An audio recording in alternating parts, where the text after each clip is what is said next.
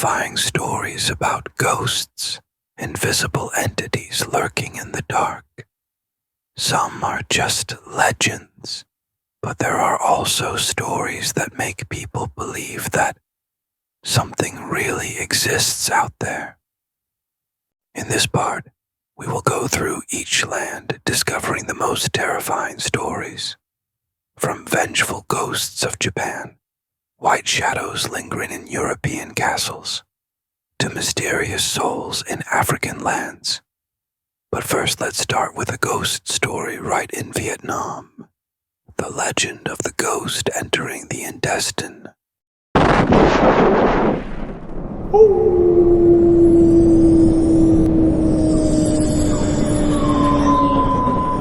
Have you ever heard of the phenomenon of ghost possession? A person dies, but is not really dead. At night, they can open their eyes, stand up, and walk around like a living corpse. This is not just a story in movies, but has happened in real life. Today I will tell you a true story that happened in a rural area of Vietnam, where people still tell each other about corpses rising from the grave. A middle-aged man, thin, with a gaunt face but sharp eyes. He lived alone in a small house at the end of the village. He usually plowed the fields, drank alone, and at night sat in front of the door looking out at the empty fields. He was a gentle farmer. He had spent his whole life working in the fields, living alone in a small house. Everyone loved him, but no one knew. He had witnessed something. One night it was raining heavily. No one in the village saw him go out. The next morning a neighbor passed by his house, saw the door wide open, called out to him, but no one answered. A woman stopped in front of Mr. Ba's house, her face worried. She gently pushed the door open and entered. The house was dark, only a faint light from the window. Suddenly, a strong wind blew through, causing the curtain to flutter, revealing his body on the bed. The woman screamed. Oh my God, how did you end up like this? His eyes were white, his mouth open as if he wanted to say something.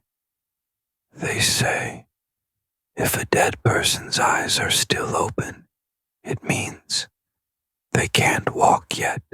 The wooden coffin was placed in the middle of the house, incense smoke billowing. A small altar, his picture was placed on top. The wind blew strongly, making the curtain sway. The candlelight flickered. Everything seemed to be going normally. But then, that night, ... The relative was sleeping when he suddenly woke up because of the noise coming from the coffin. The noise grew louder. The woman looked scared and her voice trembled. Guys, did you hear anything? One of his friends stepped back in horror. No way. Could it be? The coffin lid pops off. A pale hand slowly rises from the coffin. The figure sits up, eyes staring blankly. The woman screams loudly. He's alive!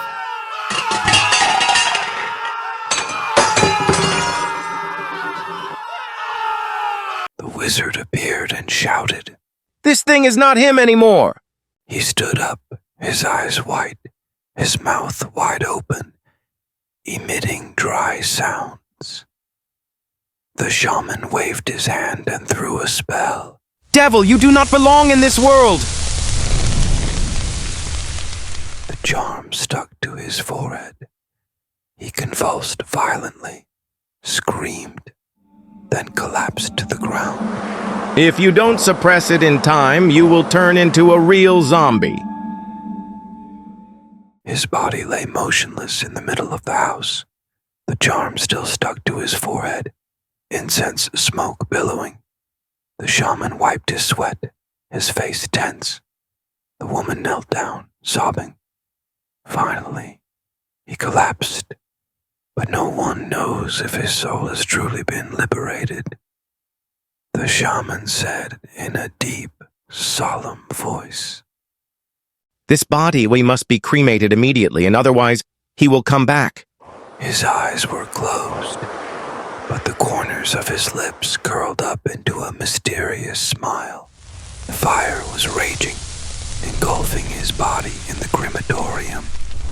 The flames suddenly flared up more fiercely than usual, turning a strange blue color. That fire is not a normal fire. It carries something ghostly. The woman whispered, trembling. Why is the fire so blue? The wizard narrowed his eyes and muttered. He is still here.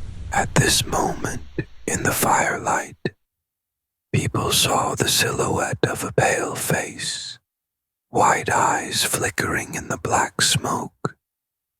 Maybe he hasn't really left. One bright moonlit night, the village had returned to peace. But in his old house, the window suddenly opened. The wind blew hard, causing the curtain to fly up, revealing a shadowy figure standing inside. The story ends here. Perhaps it is over. But the woman whispered, panicking. I still hear knocking on the door every night.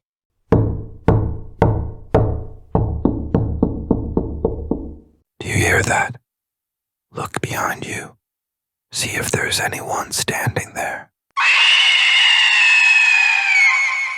Some stories are just legends, but some legends are true. Do you believe in demonic possession? Would you dare watch this video at midnight in a dark room? If you hear a knock on the door again tonight, don't open it. The story is not over yet.